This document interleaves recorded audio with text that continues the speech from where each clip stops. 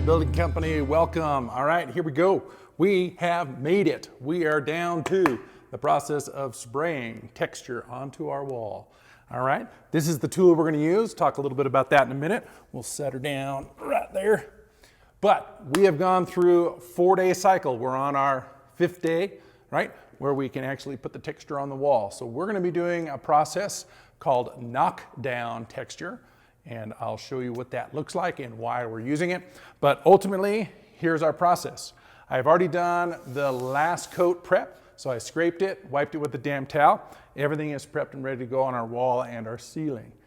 Second thing we have to do, because we're using a spray tool, material is going to be moving out of the gun, we have to tape and mask off with plastic both our window openings, all 3 of our junction boxes so we don't get the compound in and around our wiring. And then ultimately we need to have some shields. That's what this brown stuff is, so that as I'm spraying these outside edges, the overspray doesn't go all over the crew next to you or all over the shop. And so that is our initial setup. Second thing we have to do is we're taking our all-purpose joint compound, and it is too thick. The viscosity is too heavy for us to actually just load it right into the hopper and start spraying. So we had to dilute that down, adding water to the compound and then stirring it and getting it to a consistency that we could pour into the tool, and then that the tool adds air and pressure, and that's what actually sprays it onto the wall. So we did 4 scoops of compound, 1 cup of water, stir it together, and then we pour it into the top of the tool, which is what we call the hopper, okay? So the materials inside the hopper flows down through the gun, in through the nozzle. I'm gonna trigger here, and then the air compressor here that is blowing air out of the gun will actually distribute the texture onto the wall.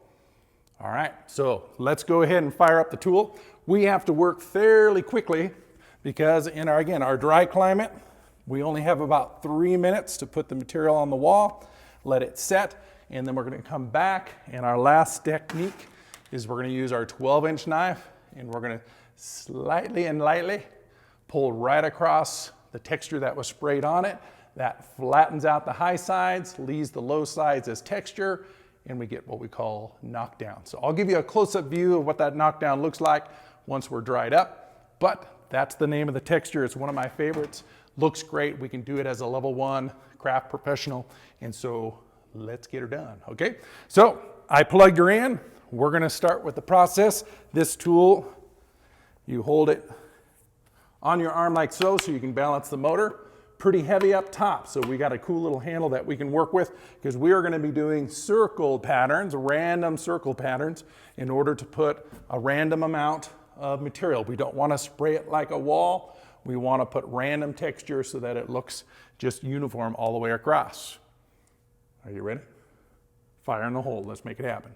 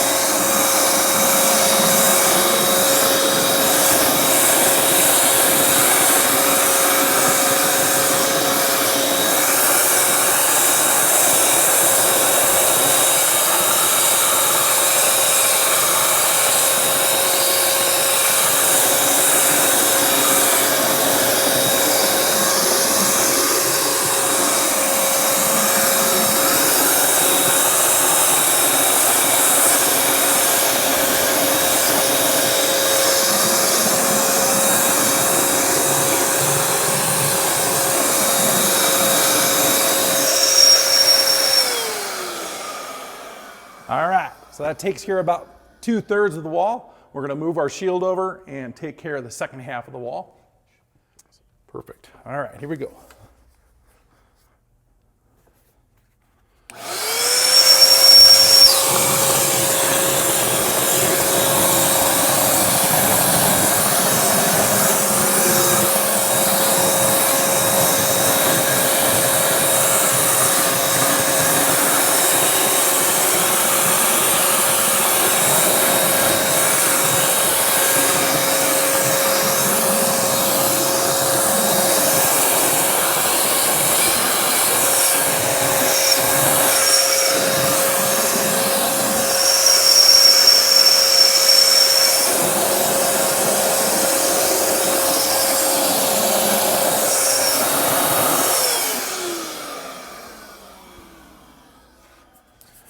All right, so we deliver the material and then we're gonna let it set for about 3 minutes, and then we're gonna come back and do technique number 2.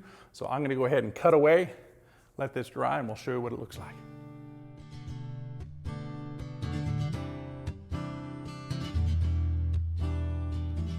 Yeah, all right. Hey, it's been about 3 minutes. It is a little messy, all right? So all I'm gonna do is a quick little wipe down with my damp cloth. But ultimately, once we get it on the wall, we're gonna come back with our 12-inch knife. We're gonna lay it almost perfectly flat to the wall and just gently glide across. No pressure against the blade, just gliding across the top surface to just take the material and level it out or knock it down. So if I pull straight down the wall, it knocks down, it removes just a little bit of that top surface, which is exactly what we want. And then we'll come over another 12 inches, pull straight down.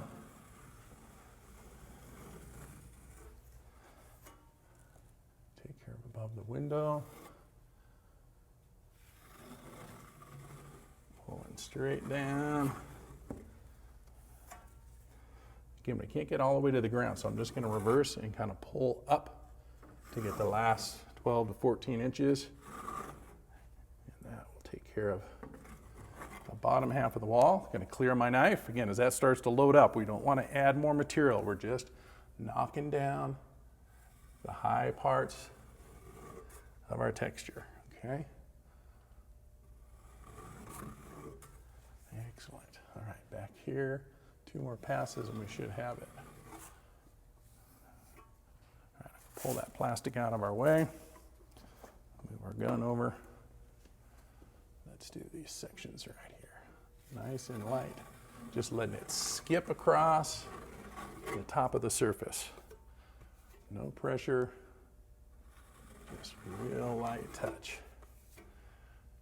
Okay, that's looking really nice. Okay, so now we have our ceiling. We'll reverse our knife and pull out towards the outside edge. Knock down that texture.